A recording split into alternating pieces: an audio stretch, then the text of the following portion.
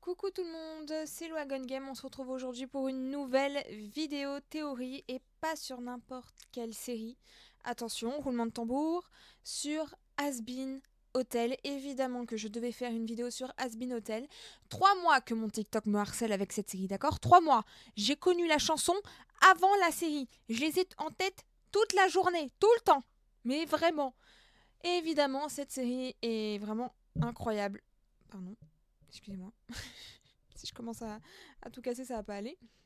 Évidemment que cette série est incroyable, l'univers est incroyable, l'histoire est incroyable, les personnages aussi, mais cette série, elle m'a fait un pet au casque et surtout, j'ai élaboré mais tellement de théories en la regardant par-ci par-là.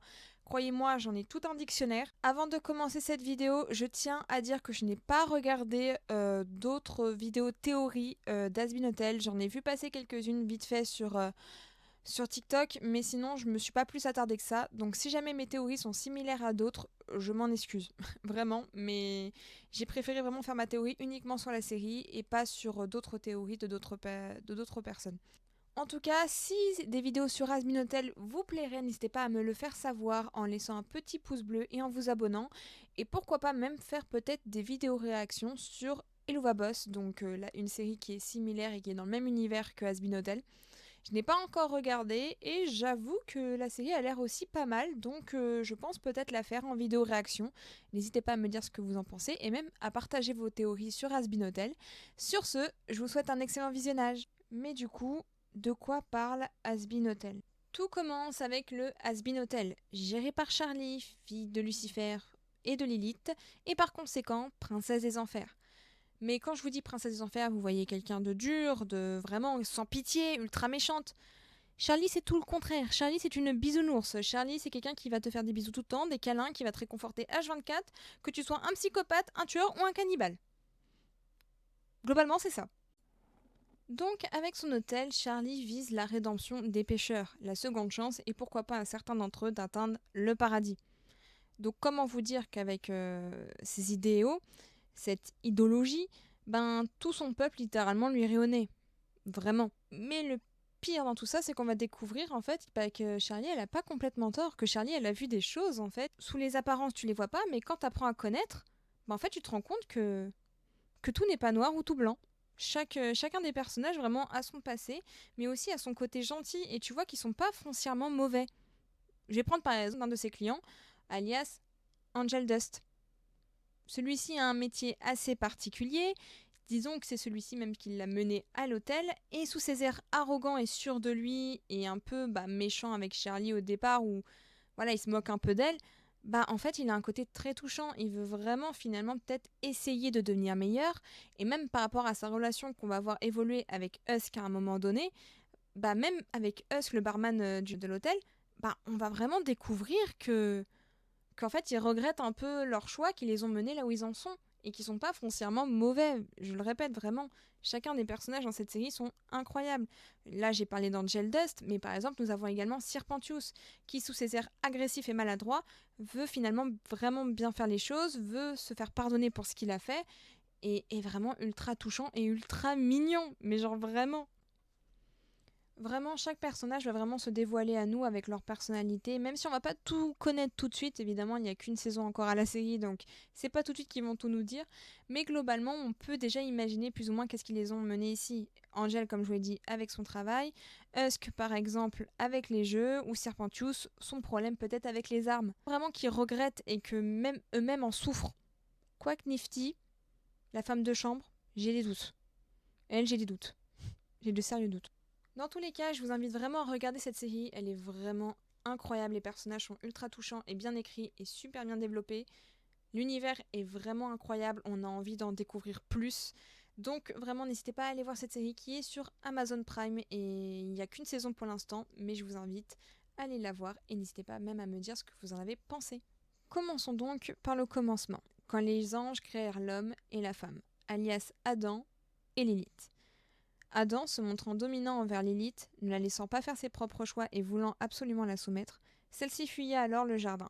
Touché par son indépendance et son envie de liberté, Lucifer lui-même, mis de côté par les siens, vint à sa rencontre et ces deux-là tombèrent amoureux.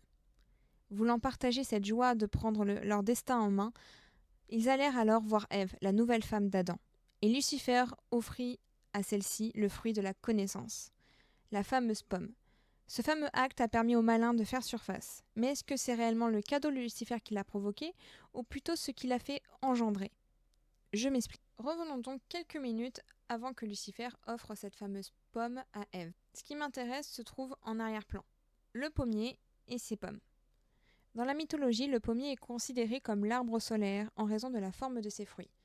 Il symbolise également l'amour, la confiance et la gratitude, ainsi que la fécondité, la beauté et pour finir, la sagesse. D'ailleurs, le pommier pouvait être offert comme cadeau de mariage. Mais celui que nous voyons, était-il là peut-être pour l'union de Ève et d'Adam, ou celle de Lucifer et Lilith, vu que notre roi des enfers porte une bague à son doigt? Et d'ailleurs, grâce à celui-ci, nous savons également que Ève n'était pas insensible au charme de Lucifer. Je reviendrai là-dessus un peu plus tard. Je viens de vous donner du coup le symbole du pommier, mais le plus intéressant reste le symbole de la pomme. La pomme symbolise la naissance et la fertilité. Et si Lucifer et Lilith avaient tout simplement mis au courant Ève pour leur enfant, qui venait soit de naître, ou que Lilith était enceinte? Après tout, cela reste une connaissance qu'aurait détenue Ève. En plus, si on regarde bien la coupe de Charlie, elle peut nous faire penser à une pomme, et surtout celle-ci a une mèche rouge que aucun de ses deux parents n'a. Et avec son costume, ça pourrait être un indice. Mais comme je vous l'ai dit précédemment, nous savons grâce à notre Lucifer que Ève avait également des sentiments pour lui. Mais du coup, comment l'aurait-elle prise? Est-ce qu'elle n'aurait pas été envieuse de Lilith et Lucifer pour leur bonheur, contrairement à elle qui, à mon avis, devait être réellement sous la soumission d'Adam et encore plus des anges qui devaient l'avoir à l'œil depuis la fuite de Lilith? Et je vous rappelle que celle-ci, elle sourit en regardant la pomme. Mais comme nous le dit Alastor, un sourire peut cacher bien des choses. Du coup, notre Charlie serait-elle la cause de la venue du malin?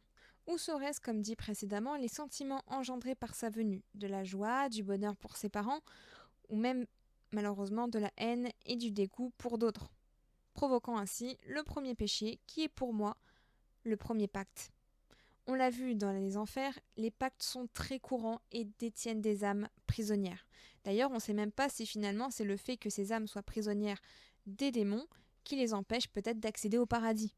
On reviendra là-dessus pour une prochaine vidéo où j'ai pas mal de théories sur pourquoi les âmes pourraient accéder au paradis.